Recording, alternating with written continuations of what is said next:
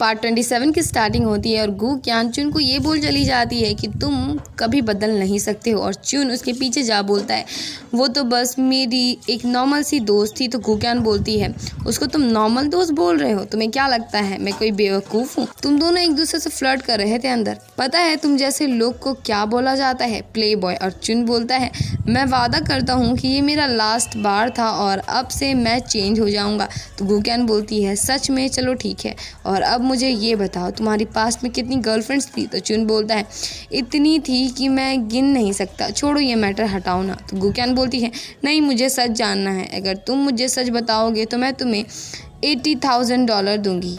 तो चुन बोलता है मुझे तुम्हारे पैसे की ज़रूरत नहीं है, मैं ऑलरेडी बहुत अमीर हूँ। और ये सुन गू क्यान और गुस्से में आ जाती है और अब हम गू क्यान को घर में देखते हैं जहाँ वो भर भर के लिपस्टिक अपने मुंह में पोत रही थी और फिर वो सेक्सी बनने की कोशिश करते हुए बोलती है मुझे तुम्हारा प्यार चाहिए, क्या तुम दोगे? और वो यहाँ प्रैक्टिस कर रही थी बाकी लड़कियों की तरह बनने का, बट बेचारी से ये सब हो ही नहीं रहा था। और अब चुन गू क्यान को वीडियो कॉल करता है जहाँ वो उसका अजीब सा लुक देख बोलता है तुमने ऐसा लुक क्यों किया है? वैसे मैं तुमसे माफ़ी मांगना चाहता हूँ, तुम सही थी, मैं गलत था, मैं एक नंबर का प्ले बॉय हूँ जो कभी बदल नहीं सकता, मुझे माफ़ कर दो। तो गू क्यान बोलती है तुम्हें माफ़ी मांगने की ज़रूरत नहीं है और वैसे भी मैं जेलस नहीं हूँ बिकॉज हम दोनों तो सिर्फ दोस्त हैं ना और हमेशा दोस्त ही रहेंगे। तो चुन बोलता है क्या हम लोग सिर्फ दोस्त रहेंगे, हम लोग कपल क्यों नहीं बन सकते? तो गू क्यान बोलती है हम लोग सेम वर्ल्ड से बिलोंग नहीं करते हैं, बिल्कुल बिल्ली और पाइनएप्पल की तरह, एक जानवर है तो एक फ्रूट। और इतना बोल गू क्यान कॉल कट कर देती है और अब आधी रात में हम चुन को देखते हैं जो कि बड़े ध्यान से कुछ सोच रहा था और इधर गू क्यान को चुन की सारी प्रपोजल याद आ रही थी, जितने बार भी उसने उसे प्रपोज किया था और उसकी हेल्प की थी। और इधर हम जियान को देखते हैं जो कि आधी नींद में था और वो एक ट्रक को कहीं लेकर जा रहा था और नींद में होने की वजह से वो भूल से एक बाइक वाले बंदे को ठोक देता है, जिससे अब तो जियान बहुत ज़्यादा डर चुका था और अब रोते हुए जियान गू क्यान को कॉल करता है और गू क्यान को जैसे पता चलता है जियान ने एक बंदे को ठोक दिया है वो भी शॉक्ड रह जाती है और तुरंत जियान के पास जाने के लिए निकलती है। और इधर जियान पुलिस स्टेशन में था जहाँ वो इंस्पेक्टर से भीख मांग रहा था कि वो लोग उसे जान से ना मारे और अब इंस्पेक्टर उसे सारा सच बताने को बोलते हैं। तो जियान बोलता है मैं कल रात ऑलरेडी बहुत टायर्ड था और मुझे नींद आ रही थी और मैंने नोटिस किया कि मेरे साइड से कोई आ रहा है और इसलिए मैंने गलती से उस बंदे को ठोक दिया। तो इंस्पेक्टर बोलता है तुमने खुद पुलिस को कॉल किया था, इसका मतलब तुम्हारा इंटेंशन गलत नहीं था, इसलिए अब जज तुम्हारे लिए फेयर डिसीजन लेंगे।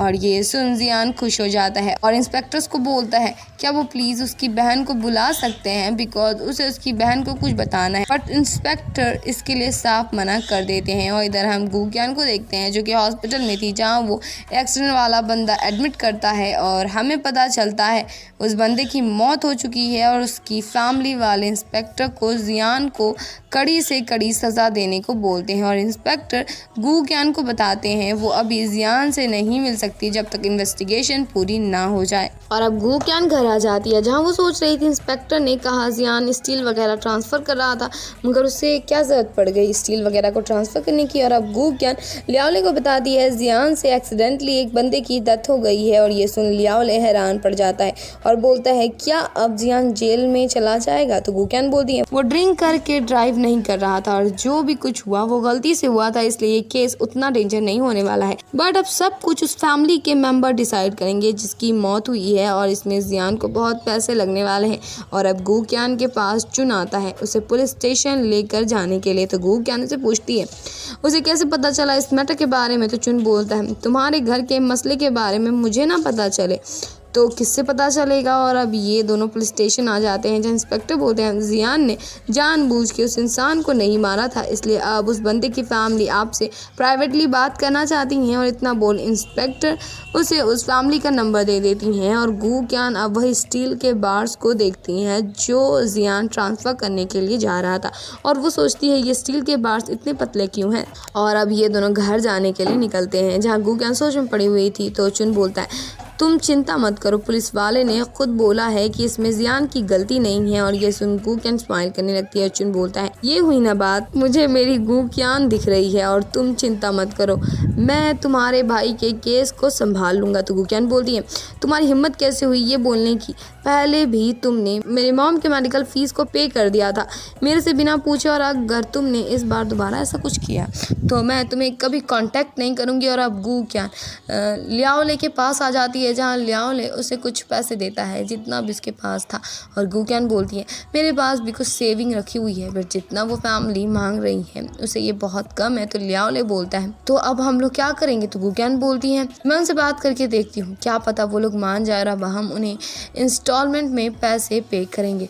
और इधर हम लोग जियान को देखते हैं जो कि गू क्यान के मॉम के पास, और वो उन्हें मस्का लगा बोल रहा था कि मेडिकल फीस बहुत एक्सपेंसिव है, लेकिन मैं उसे हैंडल करूंगा, और अगर उसे भी नहीं हो पाया तो मैं अपना सब कुछ बेच दूंगा। और तभी वहाँ गू क्यान और लियाओले आते हैं जो कि जियान को वहाँ पे देख हैरान पड़ जाते हैं, बिकॉज उन्हें लग रहा था इतनी जल्दी जियान को बेल कैसे मिल सकता है और किसने इसकी बेल करवा दी होगी। और अब गू क्यान चुन को साइड में लेकर जा पूछती है, उसे बेल कैसे मिल गई? मगर जियान उसे बता ही नहीं पा रहा था, जो देख गू क्यान उसे मारने के लिए उठ रही थी। तो जियान बोलता है, मेरी कंपनी वालों ने पैसे देकर मुझे बाहर निकलवा लिया। तो गू क्यान बोलती है, हाँ, जब मैं पुलिस स्टेशन में थी तब मैंने देखा था कि तुम रन के कंपनी में काम करते हो। कब से तुम वहाँ काम करने लग गए? कहीं तुम मिस्टर जून के लिए तो काम नहीं करते हो ना? लेकिन जियान डरते हुए इसके लिए मना कर देने लगता है। तो गू क्यान बोलती है, वैसे तुम स्टील बार्स को ट्रांसफ़र करने के लिए इतनी रात में क्यों जा रहे थे? कहीं इसलिए तो नहीं बिकॉज रन के कंपनी इकोनॉमिकल प्रोजेक्ट का इंचार्ज है, और कहीं उस स्टील बार्स में कोई प्रॉब्लम तो नहीं है ना? लेकिन ये सब सुन जियान बोलने लगता है, मेरे से ये सब मत पूछो, मुझे कुछ पता नहीं है। और जैसे गू क्यान के पास चुन का कॉल आता है वैसे ही जियान वहाँ से कट लेता है, और चुन को पता चलता है जियान की कंपनी वालों ने भी जियान के लिए पैसे भेजे थे। जो सुन उस बेचारे को धक्का लगता है बिकॉज उसने भी पैसे भेजे थे, और इस तरह उस फैमिली ने इन दोनों के पैसे रख लिए। और अब गू क्यान ऑफिस आ जाती है जहां वो अभी भी उस स्टील बार्स को लेकर इन्वेस्टिगेट कर रही थी। और अब कुछ सोचने के बाद गू क्यान मिस्टर मिंग को कॉल कर उनसे मिलने का प्लान बनाती है। और इधर जियान रो रो कर मिस्टर जून का शुक्रिया अदा कर रहा था उसे जेल से निकलवाने के लिए। और ये सुन मिस्टर जून का जो रिएक्शन निकलता उसे लग रहा था उन्होंने भी पैसे नहीं दिए थे जियान को निकलवाने के लिए। ये तो बस जियान को लग रहा था कि उसकी कंपनी से ही पैसे आए हैं, एक्चुअली वो पैसे सिर्फ चुन ने ही दिए थे। जियान बोलता है कि अपने पीछे ज़माने में बहुत अच्छे काम किए होंगे तभी तो आप मेरे अंकल बने हो। मैंने अच्छा काम किया होगा तब ना मैं आपका नेफ्यू बना हूँ। और जियान इतना बकबक कर रहा था कि मिस्टर जून उसे कैबिन से बाहर निकाल देते हैं और सोचते हैं कौन बेवकूफ़ होगा जो इस बेवकूफ़ को बेचने के लिए 50,000 पे किया होगा। और इधर गू क्यान मिस्टर मिंग से मिलने के लिए आई थी जहाँ वो बोलती है इकोनॉमिकल प्रोजेक्ट रन के कंपनी हैंडल कर रही है, और इसलिए मैं जानना चाहती हूँ क्या वो लोग इस प्रोजेक्ट के साथ कोई और प्रोजेक्ट भी हैंडल कर रहे हैं। तो मिस्टर मिंग बोलते हैं नहीं, फिलहाल तो वो लोग सिर्फ इसी प्रोजेक्ट में फोकस करके। तो गू क्यान बोलती है आपको पता है मेरा भाई रन के कंपनी में काम करता है और वो रन के कंपनी के लिए स्टील बार्स को ट्रांसफ़र कर रहा था, और उसी चक्कर में उसने एक बंदे का एक्सीडेंट कर दिया और उस बंदे की मौत भी हो गई। मैंने उस इंसिडेंट की फ़ोटोज़ देखी और मैंने देखा स्टील बार्स में कोई तो प्रॉब्लम है, वो बहुत ही ज़्यादा पतले थे, फ़ोटोज़ में तो ऐसा लग रहा था। तो मिस्टर मिंग बोलते हैं मैं जाकर मिस्टर वांग से पूछता हूँ इसके बारे में, अगर वो स्टील बार्स ऐसे ही पतले हुए तो इससे लोगों को सेफ्टी कहाँ से मिलेगी। और अब गू क्यान घर आती है जहाँ उसे जियान कहीं भी नहीं मिलता, और वो लियाओले को कॉल कर बोलती है कि पक्का जियान कोई अलग काम करता है, इसलिए तो हमें कभी बताता नहीं है। और इधर मिस्टर मिंग मिस्टर वांग से स्टील बार्स के बारे में पूछते हैं तो मिस्टर वांग बोलते हैं मैं उसे हैंडल कर रहा हूँ, इसलिए आपको चिंता करने की ज़रूरत नहीं है। और ये सुन मिस्टर मिंग को तसल्ली मिल जाती है कि सारा काम सही चल रहा है। और तभी मिस्टर मिंग की तबीयत बिगड़ जाती है और मिस्टर वांग उन्हें हॉस्पिटल चलने को बोलते हैं, मगर मिस्टर मिंग मना कर देते हैं। और इधर हम मिसेस लुई को देखते हैं जो कि मिस्टर जून को कॉल कर रही थी, मगर मिस्टर जून उनका कॉल उठा ही नहीं रहे थे। और मिस्टर जून जानबूझ के मिसेस लुई को कॉल करते हैं और फिर वो फांग के साथ मज़े कर रहे थे जहाँ वो शावर लेने के लिए चले जाते हैं। और उस बीच मिसेस लुई अगेन उन्हें कॉल करती हैं और मिस्टर जून छिपके देखने लगते हैं फांग उस कॉल का क्या करेगी। और फांग कॉल उठा बोलने लगती है हुआ जून मैं तुमसे प्यार करती हूँ, तुम भी करते हो ना, और अब तुम अपनी वाइफ से डिवोर्स लेने वाले हो, और अभी तो हम लोग इस होटल के रूम में मज़े करेंगे। और ये सब सुन मिसेस लुई के पैरों तले ज़मीन खिसक जाती है और वो सारी सच्चाई पता लगाने के लिए तुरंत सिटी जाने के लिए निकलती हैं। और मिसेस लुई होटल पे आ जाती हैं बिकॉज उनको फांग ने होटल का पूरा एड्रेस बता दिया था। और मिसेस जून भी जानबूझ के फांग को जाकर रूम का डोर खोलने को बोलते हैं। और मिसेस लुई जब इन दोनों को ऐसी हालात में एक साथ देखते हैं तब उन्हें बहुत बड़ा धक्का लगता है और मिस्टर जून फांग को उसका सारा सामान देकर यहाँ से भगा देते हैं। और मिसेस लुई बोलती हैं, तुम ये सब एक्टिंग कर रहे हो ना, सारी मेरी गलती है।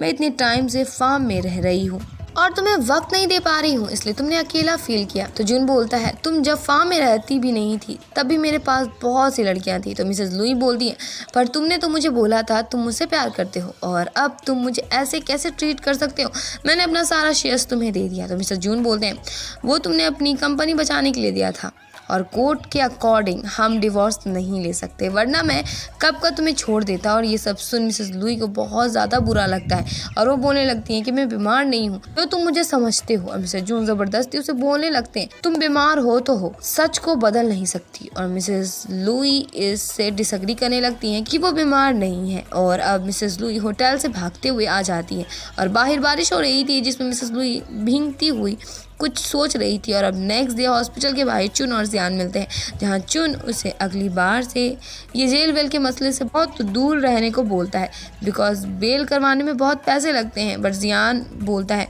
तुम्हें इससे क्या, वैसे भी मेरे कंपनी वाले मेरा बेल करवा देते हैं। तो चुन बोलता है, मैं कितना बेवकूफ़ हूँ जो मैंने इस बेवकूफ़ के ऊपर 50,000 खर्च कर दिए। और इधर मिसेस लुई अपने फार्म आ गई थी जहाँ वो मिसेस जून के बातों को याद कर अपने फार्म के सारे सुंदर फूल तोड़ने लगती है और ऐसे करते करते वो बेहोश हो जाती है। और इसी के साथ इस एपिसोड की एंडिंग हो जाती है। There was a time when you had me falling to the ground.